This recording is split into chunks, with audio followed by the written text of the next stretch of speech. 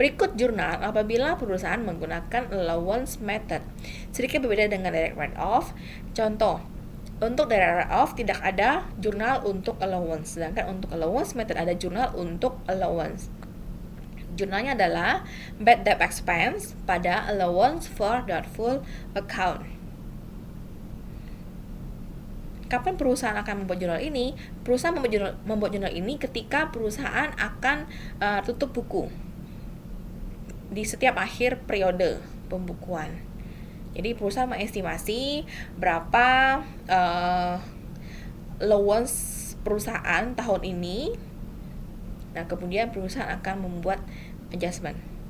Setelah itu, jurnal berikutnya adalah jurnal untuk penghapusan piutang. Apabila perusahaan akan menghapus piutangnya, maka perusahaan akan menjurnal allowance for doubtful account pada accounts receivable.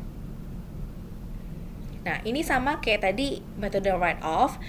Perusahaan bisa menjurnal ini kapanpun ketika perusahaan mengindikasi bahwa ada customer yang tidak bisa membayar hutangnya dan perlu dihapus.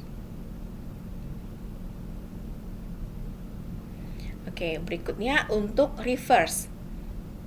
Ketika perusahaan sudah menghapus piutang dari customer, kemudian ternyata customer bisa membayar hutangnya, maka perusahaan harus mereverse apa yang telah dihapus sebelumnya. Jadi jurnalnya account receivable pada allowance for doubtful account, kemudian perusahaan menjurnal penerimaan cash-nya, yaitu cash pada accounts receivable.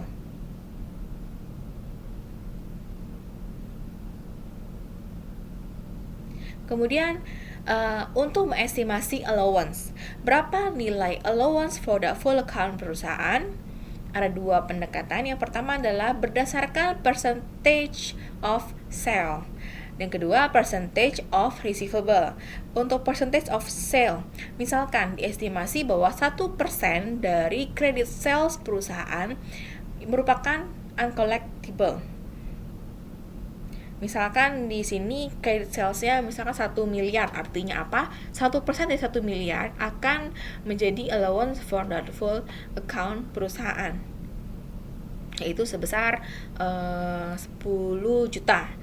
Ya, nah kalau apabila menggunakan percentage of receivable, perusahaan akan melihat berapa saldo receivable perusahaan di akhir tahun. Misalkan saldonya 200 juta dan perusahaan mengestimasi bahwa 5%-nya tidak dapat tertagih. Artinya nanti allowance for full account perusahaan adalah sebesar 5% dari 200 juta, yaitu sebesar 10 juta. Oke. Nah, selain itu untuk percentage of receivable, perusahaan juga bisa menggunakan aging schedule. Jadi, receivable yang umurnya lebih tua atau lebih lama, biasanya persentase tidak tertagihnya akan menjadi lebih tinggi daripada piutang yang umurnya tidak terlalu lama.